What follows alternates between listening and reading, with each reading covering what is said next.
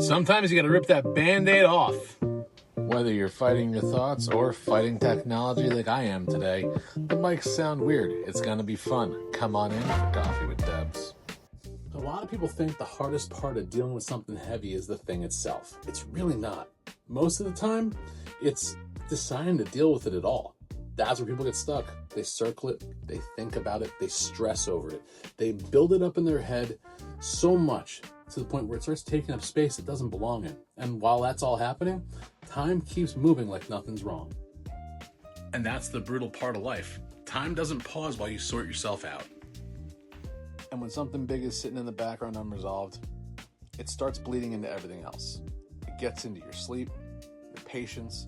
It gets into how you talk to people, how you think, how you react. You may not even realize it's happening because after a while, carrying stress starts to feel normal. But normal doesn't mean healthy. Sometimes it just means you've gotten used to the weight. And that's dangerous because once your mind adapts to carrying too much, you start treating heavy as a baseline. You stop questioning it. You tell yourself you'll deal with it when things calm down, but things rarely calm down on their own. Life keeps adding layers, responsibilities keep showing up, and the thing you've been avoiding just keeps aging in the corner, waiting for its turn.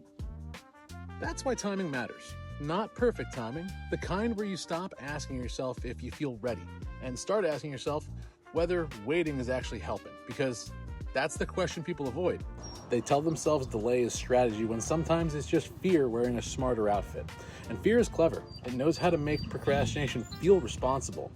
That's where structure helps. Not the kind of structure that turns your life into a spreadsheet, but the kind that gives your brain less room to run circles. If something needs your attention, carve out space for it. Put it somewhere real.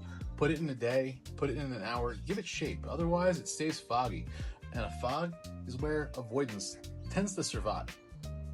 That applies to more than just big life stuff too. It applies to the small things that keep you stable. Sleep, quiet, time to think, time where nobody's asking anything from you. Those aren't luxuries, they're fuel. And if you keep draining yourself without refilling, then decisions get sloppy, your stress gets louder, everything starts feeling urgent when it isn't. That's why protecting your time is one of the most underrated skills there is. Not filling every hour, guarding it, using it with intention, knowing when something deserves your attention and when something's stealing it. There's a difference, and most people don't figure that out until they've already burned themselves out and worn themselves thin. And the truth is, you don't have to untangle your whole life in one sitting. No one does that. But you do have to stop letting important things collect dust while your energy gets eaten alive by distractions. That's where progress starts. Not in some giant breakthrough, in deciding that the thing weighing on you deserves the daylight.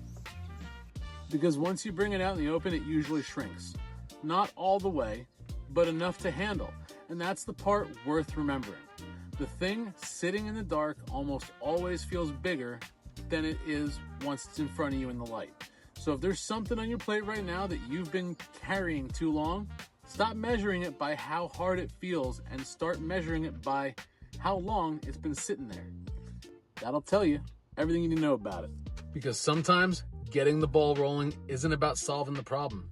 It's about proving to yourself that you're capable of moving it. And once it moves, so do you. So take care of yourselves today. And if there's something collecting dust in the corner of your life, maybe today's the day you stop walking around it and start making room for what comes after. I'll catch you on the next pour on Coffee with Dubs. I'm out of here.